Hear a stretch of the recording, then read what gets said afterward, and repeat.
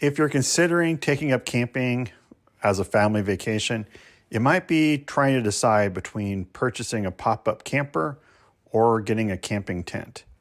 In this video, I'm going to give you the pros and cons of each so you can help make a decision. Comparing a pop-up camper and a tent is a bit like comparing should I buy a car or a bicycle.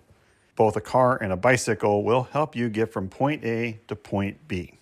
And they are the best option for a specific activity. For example, if you need to go pick up a friend from the airport, you're going to want to take a car. On the other hand, if you enjoy mountain biking, you're going to ride a mountain bike. And you definitely could own both a car and a bicycle. The same is true for pop-up campers and tents. There are times where a pop-up camper will be the most comfortable and the best option for a family.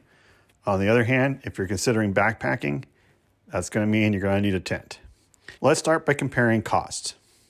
A used pop-up camper can be as cheap as $5,000, looking at something like Facebook Marketplace. If you want to buy new, they'll start at around $8,000 and could be as expensive as $28,000.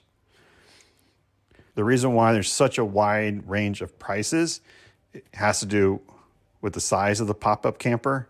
How is it made? Like, is it a canvas pop-up camper or is it a hard-sided pop-up camper? And the number of amenities that are available in a pop-up camper. When we look at tents, you can get a tent for as cheap as $30, $40, something like Amazon or maybe a deal at Walmart. Those cheap tents, they're going to be made of nylon. They're not going to have a lot of ventilation. They won't have a lot of storage, if any storage. The times I've tried them out, it feels like I'm sleeping in a really large garbage sack.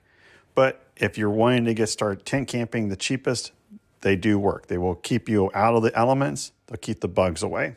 Meanwhile, you can get tents with fancier amenities in them, though nothing in a tent world compares to the amenities of a pop-up camper. But still, you can get bigger tents that, like big cabin tents and so on, that could run you around $2,000. Now, let's talk about comparing the time it takes to set up a pop-up camper versus setting up a tent. Again, a pop-up camper is almost always going to take you much longer to get set up than a tent. Now, a pop-up camper, it's a trailer. You're pulling the trailer behind your vehicle.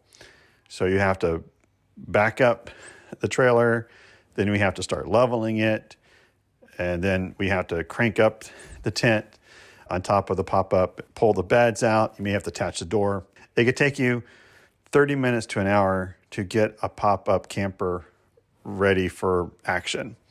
Meanwhile, you can get a tent set up a little as a minute. The Gazelle tents can pop up and take down in about a minute. And then you'll spend a few extra minutes getting your sleeping pad and sleeping bag and all that kind of stuff in the tent. But the next point is where pop-up campers shine compared to camping tents, and that is comfort. Just because you're going camping doesn't mean you want to completely rough it. Now, I'm a person who loves backpacking. I've done survival school. I've done some bushcraft, and so I'm used to roughing it.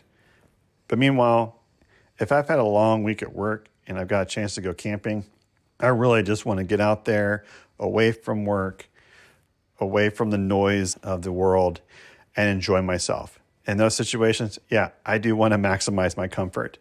A pop-up camper is going to do a better job than a tent. They're going to have beds.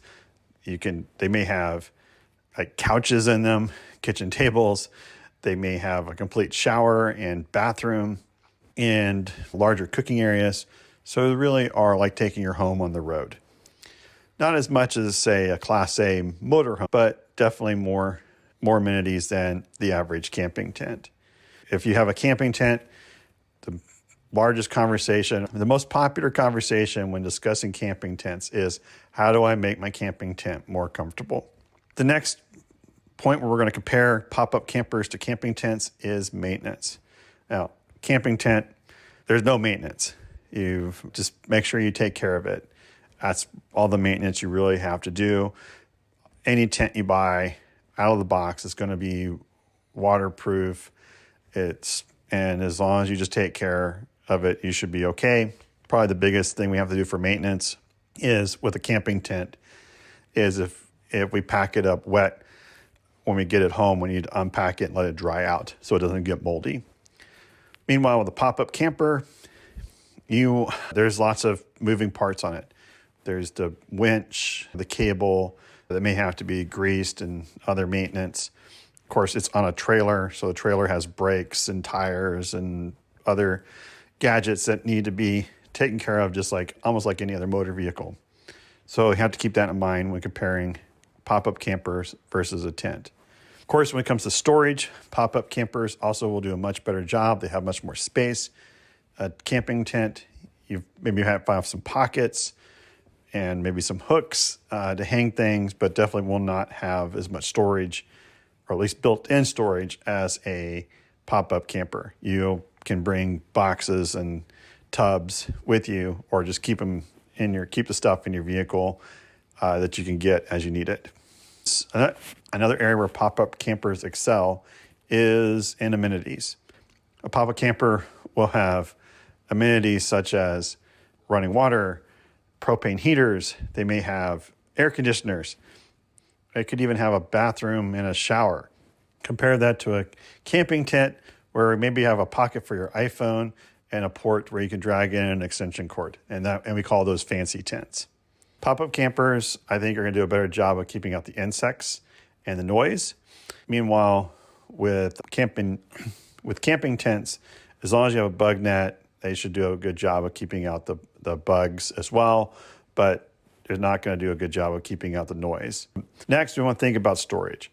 A pop-up camper has a trailer, so it's going to take up more room in your garage than your camping tent. And if you don't have enough room in your garage because it's full of other stuff, or once you put 2 cars in there, you just don't have any space, you're going to have to figure out where you can store it. Maybe you can put it in your backyard, or you may even have to rent a storage shed, or you may have to rent a storage space to keep it in between camping trips. Meanwhile, almost any camping tent you're going to be able to keep in your house or your garage unless you're living in a very small apartment.